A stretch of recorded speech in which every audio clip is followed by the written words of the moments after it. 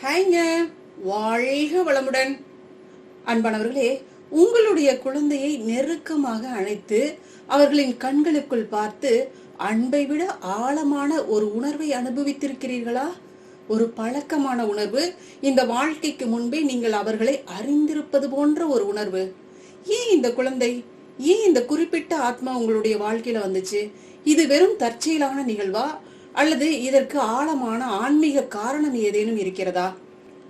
மகான் பரமஹம்ச யோகானந்தர் சொல்றது போல, நாம் சந்திக்கும் ஆத்மாக்கள் எதுவுமே தற்செயலானது கிடையாதுங்க. குறிப்பாக நமக்கு குழந்தைகளாக வரும் ஆத்மாக்கள்ங்க. யோகானந்தர் சொல்றாருங்க, உங்களுடைய குழந்தை உங்களுடைய கர்மா அப்படிங்கிறாருங்க. இந்த எளிய வார்த்தையில அன்பு, உண்மை மற்றும் உள்ளுணர்வை தூண்டும் பல அடுக்குகள் நிரம்பி இருக்குங்க.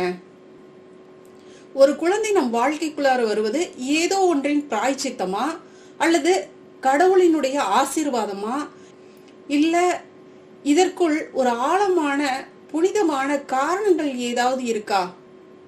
இது சம்பந்தமா இந்த வீடியோல நம்ம தெரிஞ்சுக்கக்கூடிய விஷயங்கள்: கர்மாவின் பண்டைய நியதி, உறவுகளை எவ்வாறு நிர்வகிக்குது, உங்களுடைய குழந்தை உங்கள் ஆத்மாவின் பயணத்தை எவ்வாறு பிரதிபலிக்குது, மேலும் தாய்மை பேரு ஒரு மனிதனுக்கு வழங்கப்படும் மிக சக்தி வாய்ந்த ஆன்மீக பொறுப்பு ஏன் அப்படிங்கிறது எல்லாத்தையும் நம்ம இதுல முழுமையா தெரிஞ்சுக்கலாங்க.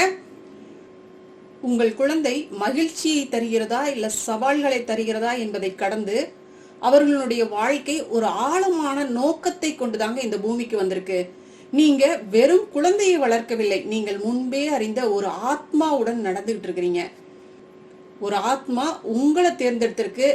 ஒருவேளை நீங்களும் அவர்களும் நீண்ட காலத்திற்கு முன்பே தேர்ந்தெடுக்கப்பட்டிருக்கலாம். நீங்க அவங்கள தேர்ந்தெடுத்திருக்கலாம், அவங்க உங்களை தேர்ந்தெடுத்திருக்கலாம். இந்த பயணம் குற்ற உணர்வு அல்லது தீர்ப்பு பற்றியதெல்லாம் கிடையவே கிடையாதுங்க. இது உணர்வு, ஆறுதல் மற்றும் அன்பு பற்றியதுங்க.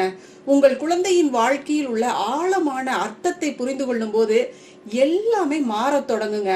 குழப்பத்திலிருந்து தெளிவுக்கு, சுமையிலிருந்து ஆசீர்வாதத்திற்கு, இந்த மாதிரி மாற தொடங்குங்க. கர்மா அப்படின்னா என்னங்க?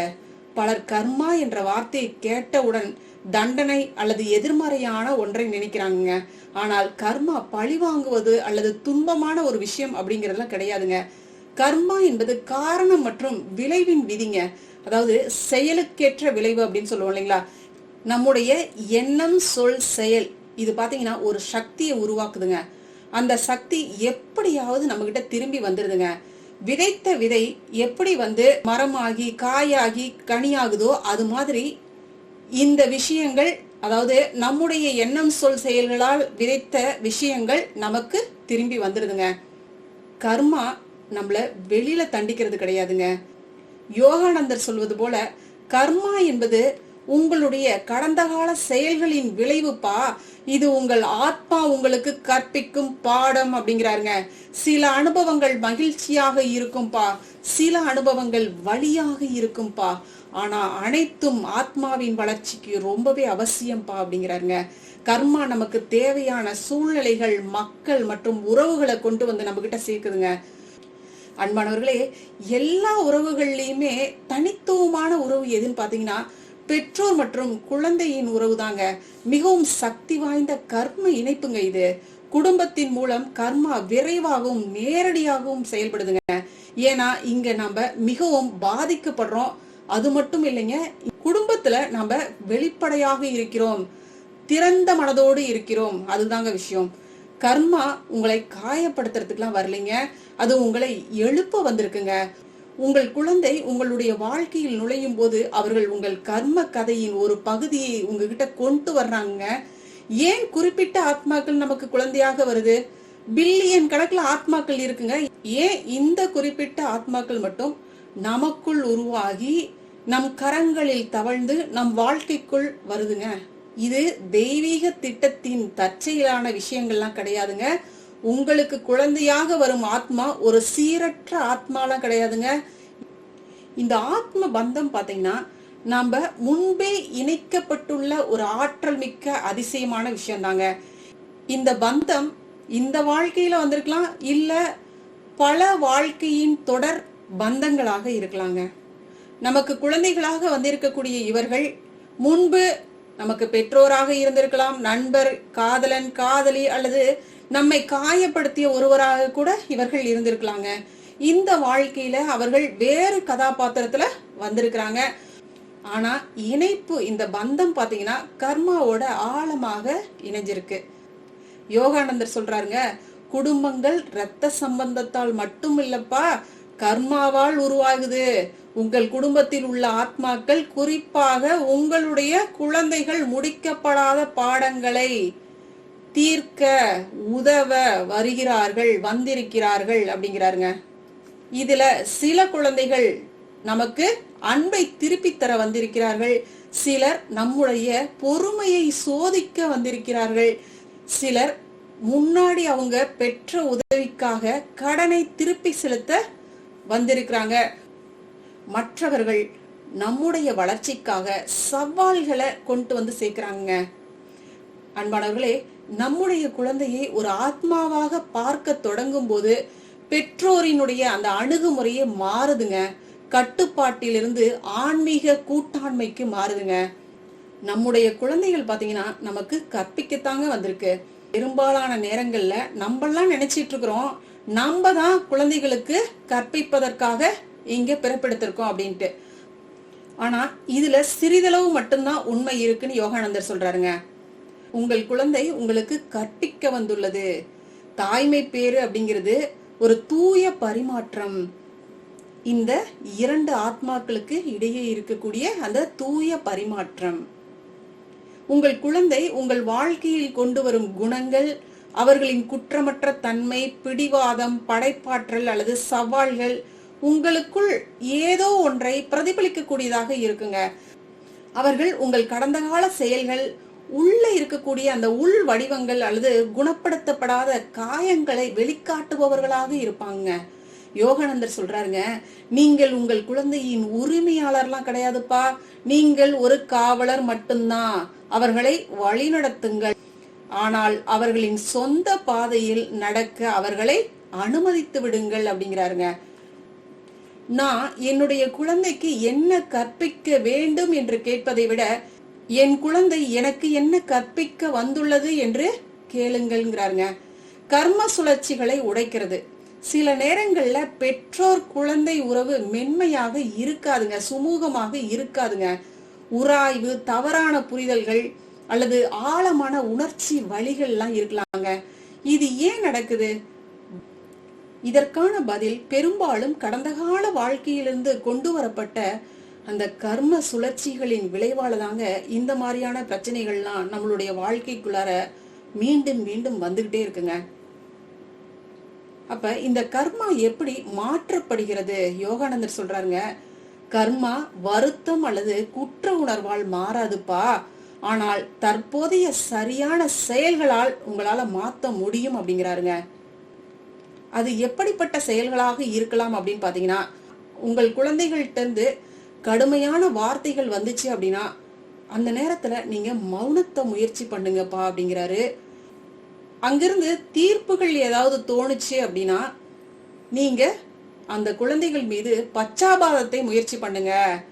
அங்கிருந்து பயம் கலந்த உணர்வுகள் ஏதாவது வந்துச்சு அப்படின்னா அன்பை அவர்கள்ட்ட முயற்சி பண்ணுங்கப்பா அப்படிங்கிறாரு. உங்கள் குழந்தை உங்களுக்கு ஒரு வாய்ப்பை அளிக்கிறது. இந்த முறை விஷயங்களை வித்தியாசமாக செய்வதற்கு பொறுமை, மன்னிப்பு மற்றும் உணர்வுடைய செயல்கள் ஒவ்வொரு பெற்றோரின் பகிரப்பட்ட கர்மாவை மீண்டும் எழுதுது அப்படின்னு தாங்க சொல்லணும். சிறப்பு தேவைகள் உள்ள குழந்தைகள் ஏன்? சில குழந்தைகள் சிறப்பு தேவைகளுடன் பிறக்கலாம். நோய், உணர்திறன் அல்லது வேறு சவால்களுடைய குழந்தைகள் நமக்கு வாழ்க்கையில் வந்திருக்கலாம். இது ஏன்? யோகானந்தர் சொல்றாருங்க, இத்தகைய ஆத்மாக்கள் முன்னேறிய ஆத்மாக்கள் பா, விரைவான ஆன்மீக வளர்ச்சிக்காக இந்த பாதையை தேர்ந்தெடுத்திருக்கு. அவர்களின் பெற்றோர்களும் சிறப்பு ஆத்மாக்கள் தான். இந்த புனித பயணத்தில் அவர்களுடன் நடக்க இந்த ஆத்மாவால் தேர்ந்தெடுக்கப்பட்டிருக்கு. இந்த குழந்தைகள் பெரும்பாலும் ஒரு அமைதியான தூய்மை, அவர்களின் வயதை விட அதிக ஞானம் மற்றும் இதயங்களை தொடும் ஒரு தன்மையை கொண்டுள்ளவையாக இருக்கும் அப்படிங்கிறாருங்க. பெரும்பாலும் நம்ம இவர்களெல்லாம் பார்க்கும் பொழுது ஒரு தூய்மை தன்மை அவங்க கிட்ட இருக்கிறத நம்மளால கண்டிப்பா பார்க்க முடியுங்க. வெகுளித்தனம் அப்படியே இருக்குங்க. இந்த வெகுளித்தனம் தாங்க கடவுள் தன்மை. யோகானந்தர் சொல்றாங்க, இப்படிப்பட்ட குழந்தைகள் உங்களுடைய வாழ்க்கைக்குள் வந்தால் இத நீங்க தெரிஞ்சுக்கோங்க. உங்கள் ஆத்மா மற்றும் அவர்களின் ஆத்மா ஒரு தெய்வீக காரணத்திற்காக ஒருவரை ஒருவர் தேர்ந்தெடுத்திருக்கிறது என்று தெரிஞ்சுக்குங்கப்பா அப்படிங்கிறாருங்க. இந்த கர்ம பந்தத்தின் இறுதி நோக்கம் என்னவாக இருக்கு அப்படின்னு யோகானந்தர் சொல்றாருன்னு பாருங்க. கர்மா அப்படிங்கிறது இறுதி குறிக்கோள்லாம் கிடையாதுங்க, விடுதலை தான். யோகானந்தர் சொல்றாருங்க, கடவுள், இந்த இறை சக்தி, இந்த பிரபஞ்ச பேராற்றல் தான் உண்மையான பெற்றோர்ப்பா. நீங்கள் ஒரு பராமரிப்பாளர் மட்டும்தான். பக்தியோடு சேவை செய்யுங்க, ஆனால் துணை பற்றின்றி சரணடையுங்கள் அப்படிங்கிறாருங்க. அதாவது நாம் கட்டுப்படுத்தப்படாமல் எதிர்பார்ப்பு இல்லாமல் கொஞ்சம் தளர்த்தி விட கற்றுக்கொள்ள வேண்டும். உண்மையான அன்பு ஆத்மாவை உயர்த்துதுப்பா, அதை பறக்க அனுமதிக்குதுப்பா அப்படிங்கிறாருங்க. உங்கள் குழந்தையை ஒரு ஆத்மாவாக பார்க்கும்போது நீங்களும் ஒரு ஆத்மா என்பதை நினைவில் வச்சுக்கோங்க. பெற்றோராக இருப்பது ஒரு கடமை கிடையாது, இது ஒரு புனித பயணம் அப்படிங்கிறாருங்க. அன்பானவர்களே, இறுதியாக யோகானந்தர் அற்புதமா சொல்லியிருக்கார் பாருங்க. உங்கள் குழந்தை உங்கள் குடும்பத்தின் ஒரு பகுதி மட்டுமல்லப்பா, அவர்கள் உங்கள் ஆத்மாவினுடைய பயணத்தின் ஒரு பகுதி. அவர்கள் மகிழ்ச்சியை கொண்டு வந்தாலும் சவால்களை கொண்டு வந்தாலும் அவர்கள் ஒரு காரணத்திற்காக தான் வந்திருக்கிறாங்கப்பாங்கிறாருங்க. அன்பானவர்களே, யோகானந்தர் சொல்லக்கூடிய இந்த போதனைகளை உங்களுடைய வாழ்க்கையில அப்படியே அமைதியாக எடுத்து உள்வாங்கிக்குங்க. உங்களுடைய குழந்தையை அன்புடன் மட்டுமில்லைங்க, உணர்வோடு அப்படியே பாருங்க. இந்த ஆத்மா எனக்கு என்ன கற்பிக்க வந்திருக்கு அப்படின்னு உள்ளூர் அமைதியா சிந்திச்சு பாருங்க. உங்களுடைய குழந்தையினுடைய அந்த செயல்கள், அவர்கள் உங்கள் மீது காட்டக்கூடிய அந்த அன்பு, பரிவு, இதையெல்லாம் அப்படியே சிந்திச்சு பார்த்தீங்க அப்படின்னா உங்களுக்கு அற்புதமான தெளிவான பதில் கிடைக்குங்க. முன்ஜென்ம பந்தம், ஏதோ ஒரு இணைப்பு, உள்ளூர நாம போட்டு வச்ச விஷயங்கள், அதற்கான பிரதிபலிப்பாக தான் நம்மளால அவங்கள பார்க்க முடியுங்க. நமக்குள்ள நிறைவேறாத ஆசைகள் நிறைய இருக்கும். அதெல்லாம் பாத்தீங்கன்னா அவர்கள் ரூபத்துல நிறைவேறிக்கிட்டே இருக்குங்க. இதெல்லாம் பார்க்கும் பொழுது நமக்கே பிரமிப்பா இருக்கும். இதுல முக்கியமான விஷயம் என்னன்னு பாத்தீங்கன்னா, நம்முடைய ஆசைகளுக்கு ஏற்பதான் அவர்கள் வளர வேண்டும். அதாவது உள்ளூர ஒரு விஷயம் நமக்கு நிறைவேறாம இருந்திருக்கும் இல்லைங்களா, அதுக்கேற்றபடிதான் அவர்களுடைய வாழ்க்கையை நம்ம கொண்டு செல்லணும், அதை அவர்கள் அடைய வேண்டும் அப்படின்னு கூட நம்ம நினைச்சிருக்க மாட்டோம். ஆனா கரெக்டா அவங்க அந்த பாதையில சூப்பரா போயிட்டு இருப்பாங்க. இதெல்லாம் இந்த ஆத்ம பந்தத்தினுடைய அற்புதமான விஷயம் தாங்க. இந்த நோக்கத்துல நீங்க ஒரு குழந்தைய மட்டும் இல்லைங்க, உங்கள் உணர்வையும் சேர்த்து தாங்க உயர்த்திக்கிட்டு இருக்கிறீங்க. இதுதாங்க நமக்கு வாழ்க்கை கொடுக்கக்கூடிய மிகப்பெரிய பரிசுங்க. அன்பானவர்களே, இப்ப உங்களுக்கு உங்களுடைய வாழ்க்கைக்குள் குழந்தையாக வந்திருக்கும் அந்த ஆத்மாவை பற்றி சரியான புரிதல் கிடைச்சிருக்கும் அப்படின்னு நம்பிக்கை இருக்குங்க. அன்பானவர்களே, நீங்க உங்களுடைய குழந்தைகள்கிட்ட எந்த மாதிரியான விஷயங்களை, அதாவது வித்தியாசமான விஷயங்கள்லாம் உணர்ந்திருப்பீங்க இல்லைங்களா, அது எப்படிப்பட்டதாக இருந்துச்சு அப்படிங்கிறத நம்மளுடைய கமெண்ட்ல ஷேர் பண்ணுங்க. உங்களுடைய ஆத்மா எப்பொழுதும் வலுவாக இருக்கட்டுங்க. உங்களுடைய அன்பு உங்கள் குழந்தைகள் மீது நிபந்தனையற்றதாக இருக்கட்டுங்க. வாழ்க வளமுடன். நன்றிங்க. அருட்பேராற்றலின் அன்பு கருணையினால் நாம் அனைவரும் நல்ல உடல்நலம், நீள் ஆயுள், நிறை செல்வம், உயர் புகழ், மெய் ஞானத்தோடு நல்லதொரு வாழ்க்கையை நலமுடனும் வளமுடனும் ஓங்கி வாழ்வோம். வாழ்க வளமுடன். வாழ்க வளமுடன். நன்றி.